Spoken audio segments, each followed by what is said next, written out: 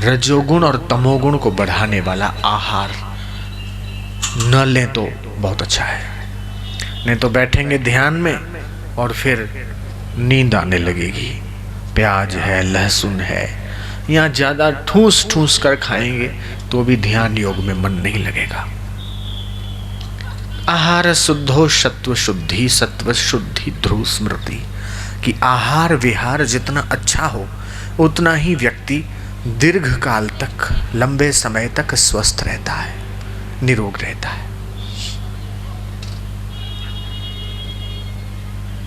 दूसरी बात कि कभी कभी ध्यान योग में बैठने से विभिन्न विभिन्न प्रकार के दृश्य भी दिखेंगे। अगर इस प्रकार के दृश्य दिखते हैं तो उससे आप हड़बड़ाए नहीं या चिंतित न हो। ये एक जन्म जन्मांतरों के संस्कार हैं। जब हम वो बैठते हैं, जिस प्रकार हम किसी टेप को चलाते हैं तो उसमें जो अंदर होता है वो हम सुन सकते हैं या देख सकते हैं, ठीक उसी प्रकार हमारे जो पूर्व के और उसके पूर्व के और उसके पूर्व के जो संस्कार हैं वो सारे संस्कार निकलते हैं। हो सकता है कि वो संस्कार बुरे हों और खूब गहरे उतर जाए और उन संस्कारों को भुगतने के लिए हमें न जाने कितने जन्म धारण करने पड़े। तो वो एक ही जन्म में सारा दिखता जाएगा। उसमें से जो श्रेष्ठ है, जो कल्याणकारक है, हम उसको पकड़ लें, और जो बेकार है, जो नहीं लेने जैसा, उसको हम छोड़ते चले गए। तो जो रखने योग्य संस्कार हुए उनको हमने रख लिया, जो छोड़ने योग्य संस्कार हुए उनको हम छोड़ते चले गए। तो ये एक स्कैनिंग हो जाता है, एक हमारी नज़र के सामने वो सारी चीज़ें गुजरती जाती है जो हमारे साथ पहले घटित हुई या होने वाली है। हम अभी बीच में हैं, हम पहले को भी देखेंगे, हम बाद को भी देखेंगे। ये साधना के द्वारा संभव है।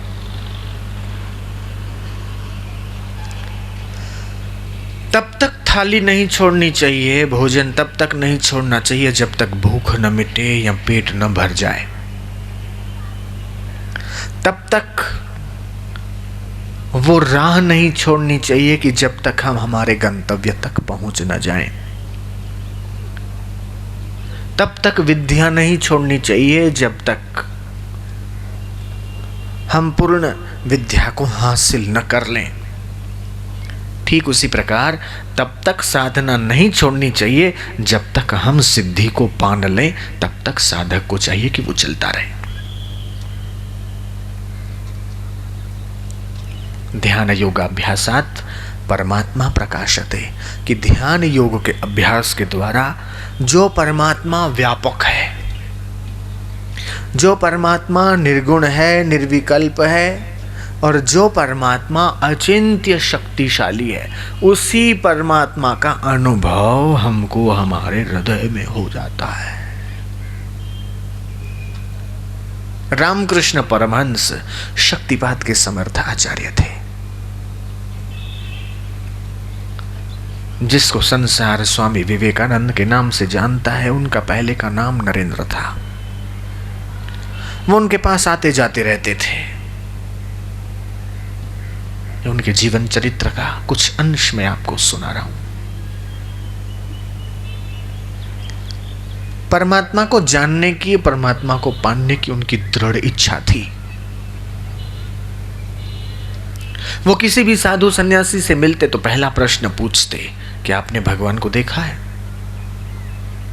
दूसरा प्रश्न होता कि आपने अगर देखा है तो मुझे उस परमात्मा का दर्शन करा सकते हैं। कई साधु तो ऐसे कि ये प्रश्न सुनकर ही हड़बड़ा जाते, जवाब नहीं दे पाते। एकमात्र रामकृष्ण ही ऐसे थे जिन्होंने दोनों प्रश्नों का ठीक ठीक उत्तर दिया कि हाँ, मैंने भगवान को देखा है और मैं तुमको भी दिखा सकता हूं। मैंने परमात्मा का दर्शन किया है और मैं तुम्हें भी परमात्मा का दर्शन करवा सकता हूं। तीसरा प्रश्न था नरेंद्र का, आपने किया है, मुझे करा सकते हैं, तो अब कराइए, मैं आपके सामने तैयार हूं। अच्छा, बोले ऐसी बात है तो बैठो मेरे सामने। और नरेंद्र बैठे। कथा कहती है कि दाएं पैर का अंगूठा रामकृष्ण देव ने नरेंद्र के नाभि पर टच कराया। नरेंद्र अपने जीवन चरित्र में लिखते हैं कि जब उन्होंने ऐसा किया तो मुझे कुछ होने लगा, मुझे कुछ कंपी सी होने लगी और मुझे ऐसा लगने लगा कि ये बाबा ने मुझे पता नहीं क्या कर दिया, ये सब क्या हो रहा है। मैं अपने घर पहुंचा, लगभग घंटा 1.5 घंटा ऐसा होता रहा। मैं घर पहुंचा और घर में सोचा कि पता नहीं ये क्या है, ये सब क्या है। मैं उस बाबा के पास नहीं जाऊंगा, लेकिन जो उन्होंने किया, मुझे दिनों दिन भीतर एक विलक्षण तृप्ति और संतुष्टि का अनुभव होने लगा। मुझे एक अनोखे आनंद की अनुभूति होने लगी। मेरे संसार में जो आनंद मुझे आ रहा था वो कम होने लगा और मुझे वही आनंद और उससे कहीं ज्यादा आनंद मुझे अपने आप से आने लगा।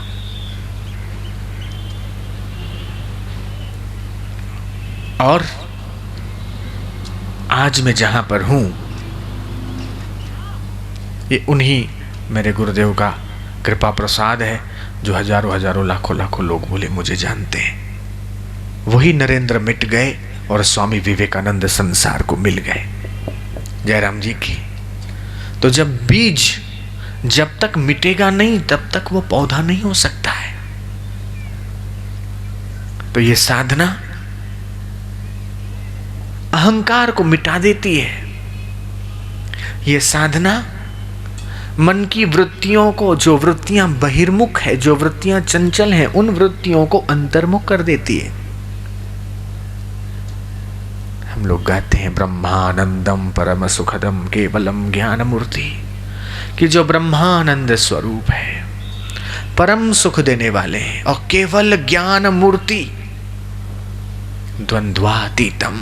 द्वंद्व क्या है? हर्ष, शोक, सुख, दुख, मान, अपमान, ये सारे द्वंद्व हैं। उन द्वंद्वों से हटकर हम परम शांत हो जाते हैं।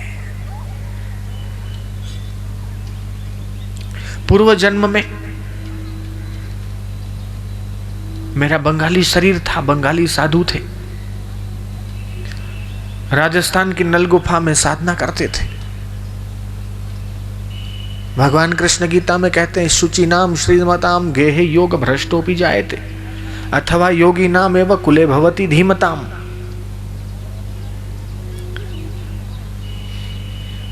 समझो आज कोई डॉक्टर है और डॉक्टर मर गया, दूसरे जन्म में उसको फिर से एबीसीडी करना पड़ेगा, 1 2 3 4 फिर से सीखना पड़ेगा, फिर से डॉक्टरी करनी पड़ेगी, उसके बाद वो डॉक्टर बन सकता है। कोई आज इंजीनियर है, वो मरने के बाद अगर दूसरे जन्म में इंजीनियरिंग करना चाहे तो उसको फिर से सारा करना पड़ेगा। लेकिन अध्यात्म के मामले में ऐसा नहीं है।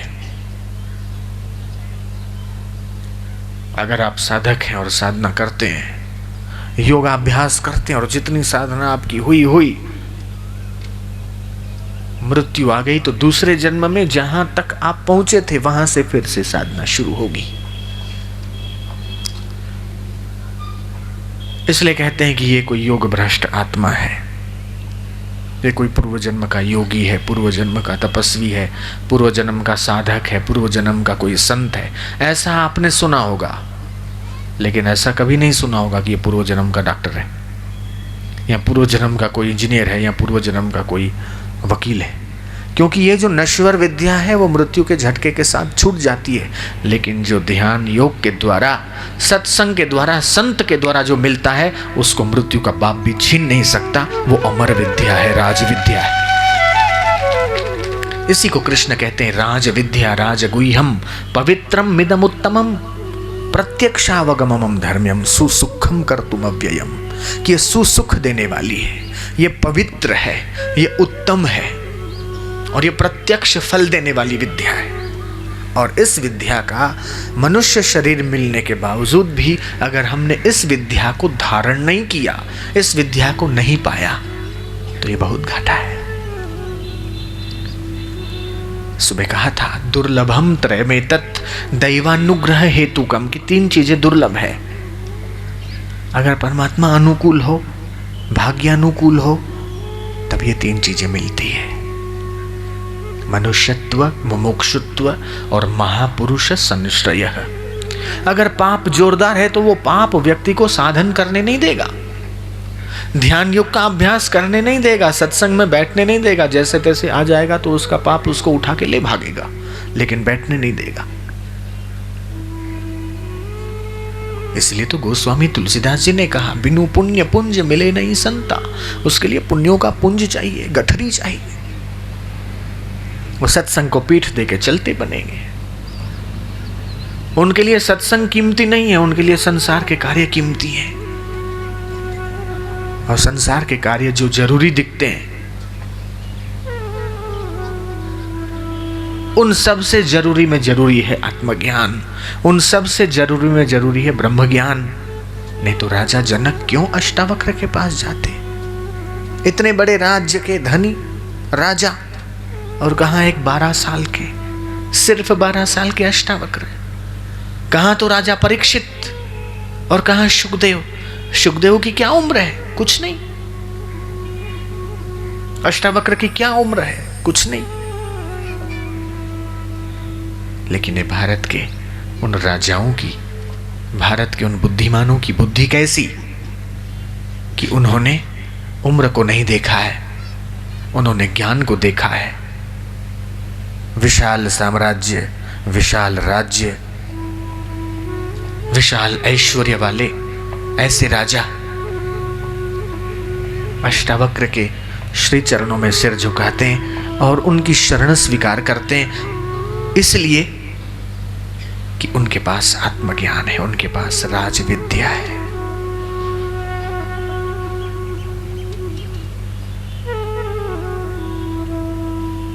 इसलिए मैं आपसे प्रार्थना करता हूं, समय कीमती है, जीवन कीमती है। बीता हुआ समय वापस नहीं आता है। समय देकर धन कमा लोगे, समय देकर वस्तुएं इकट्ठी कर लोगे, समय देकर संबंध बना लोगे, रिलेशन बना लोगे, कॉन्टेक्ट्स बना लोगे, लेकिन सारा का सारा न्योछावर करने के बाद समय नहीं मिल सकता। इसलिए इस उत्तम समय को जो उत्तम परमात्मा में लगाता है वो सचमुच में धनभागी है। उत्तम समय को उत्तम ज्ञान में लगाता है वो धनभागी है। उत्तम समय को उत्तम परमात्मा की भक्ति में जो लगाता है वो धनभागी है। जिन हरि कथा सुनी नहीं काना, श्रवण रंध्र अहि भवन समाना। कि जिन्होंने अपने कान से भगवत कथा नहीं सुनी, परमात्मा ज्ञान नहीं सुना, तुलसीदास जी कहते हैं उसके कान तो क्या है कि सांप के बिल है। नयन ही संत दर्श नहीं कीना, लोचन मोर पंख करी लेखा।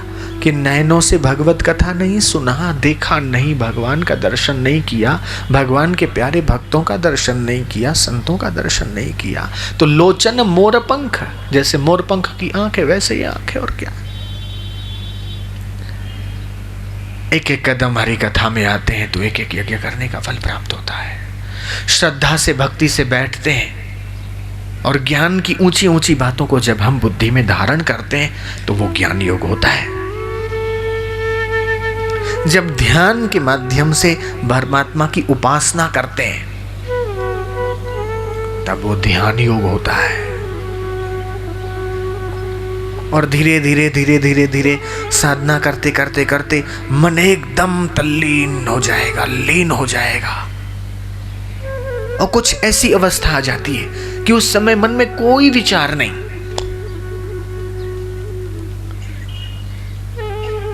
कईयों की बुद्धि में जैसे मशीन कैसे घूमती है ऐसे बुद्धि में विचारों की रफ्तार चलती रहती है। एक विचार पूरा हुआ, दूसरा पूरा हुआ, तीसरा पूरा हुआ, चौथा, लगातार विचार चलते ही रहते हैं और दिमाग थक जाता है, सोच सोच के थक जाता है, बिना बात का सोचते हैं। जो काम का है वो भी सोचते हैं, जो नहीं काम का है वो भी सोचते रहते हैं, सोचे बिना रह नहीं सकते। मशीन जैसे मशीन कैसे घूमती है, इसी प्रकार जो दिमाग है घूमता रहता है। इसका क्या होगा, उसका क्या होगा, उसका क्या होगा, इसका क्या होगा, मेरा क्या होगा, घर का क्या होगा, दुकान क्या क्या होगा, उसने ऐसा किया फिर उसको क्या होगा। राग द्वेष अभिमान निंदा स्तुति ऐसे मशीन की नाई दिमाग घूमता रहता है। इस मशीन को थोड़ा विराम भी देना चाहिए। वो ध्यान के द्वारा संभव है। जैसे आपकी मोटरसाइकिल है, स्कूटर है या कार है, आप चलाते हैं, उसके बाद फिर ये ख्याल करते हैं ऑयल तो ठीक है, ब्रेक तो ठीक है, अलाइनमेंट तो ठीक है, गियर बॉक्स तो ठीक है, सर्विस करने के लिए छोड़ आते हैं 2-4 दिन। ठीक से उसकी सर्विस हो जाती है, वो और अच्छी होकर हमें काम देती है। हम बाइक की सर्विस का तो ख्याल रखते हैं, मोटर की सर्विस का ख्याल रखते हैं, लेकिन अपनी बुद्धि की और अपने हृदय की सर्विस का ख्याल नहीं रखते। हमने वो ख्याल रखा, इसलिए 3-4 दिन ध्यान साधना शिविर का समय निकालकर मैंने सोचा आपकी सर्विस हो जाए, आपकी बुद्धि की सर्विस हो जाए, बहुत जरूरी है। और इसलिए हम देखते जा रहे हैं कि तनाव बढ़ता जा रहा है, उद्वेग बढ़ता जा रहा है दिनों दिन। हाँ, यह सच है कि सुख के साधन बढ़ते जा रहे हैं, सुविधाएं बढ़ती जा रही है, एंटरटेनमेंट बढ़ता जा रहा है, लेकिन फिर भी जो मनुष्य है शांत होने के बदले और अशांत होता जा रहा है, सुखी होने के बदले और दुखी होता जा रहा है, बल्कि कोशिश सुख की करता है। नो डाउट इन इट, इसमें कोई शंका नहीं कि सुख नहीं चाहता है, सुख चाहते हैं, कोशिश सुख की करते हैं, लेकिन फिर भी पाते हैं क्या है? दुख। प्राणी मात्र सुखाय प्रवृत्ति, चींटी से लेकर हाथी तक, इहलोक से लेकर परलोक तक, 14 लोक और 3 भुवनों के लोक, देश से लेकर परदेश तक, 146 देशों के सारे लोग, करोड़ों करोड़ों लोग, सब लोग सुख चाहते हैं, लेकिन फिर भी वो टिकता नहीं है, क्योंकि जहां सुख है वहां नहीं जाते हैं। संत बताते हैं ये सुख कहां है? कोई तन दुखी, कोई मन दुखी, कोई रहत है निश दिन उदास, थोड़े थोड़े सब दुखी, सुख सुखी संतन के दास, सुखी साईं के दास, प्रभु जी बसे साध की रसना। नहीं दरिद्र सम दुख जग माही, रामचरितमानस में आता है। दरिद्रता के समान कोई दुख नहीं है। गरीबों को कितने दुख का सामना करना पड़ता है, उन्हीं से पूछिए, अमीरों को क्या पता। लेकिन यह नहीं कहा कि संपत्ति समान सुख जग माही, कि संपत्ति के समान कोई सुख नहीं, ऐसा नहीं कहा। तुलसीदास जी ने यह कहा कि संत मिलन सम सुख जग माही, कि संतों के मिलन के समान संसार में कोई सुख नहीं है। अगर सारे दुखों से त्राण पाना चाहते हैं, तमाम विपत्तियों से छूटना चाहते हैं और परम सुख का अनुभव करना चाहते हैं, तो उसका मार्ग है सिर्फ संत, सिर्फ सत्संग, भगवत ध्यान, भगवत शांति। ये परम सुख के द्वार को खोलने में सक्षम है।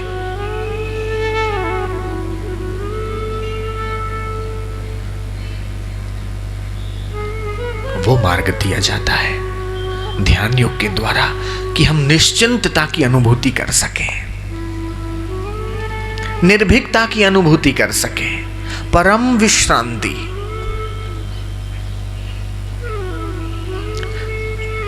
काम से पहले आराम होता है, काम के बाद आराम होता है। ध्यान योग वो युक्ति देता है कि जो काम के बीच में भी आप आराम पा सकें।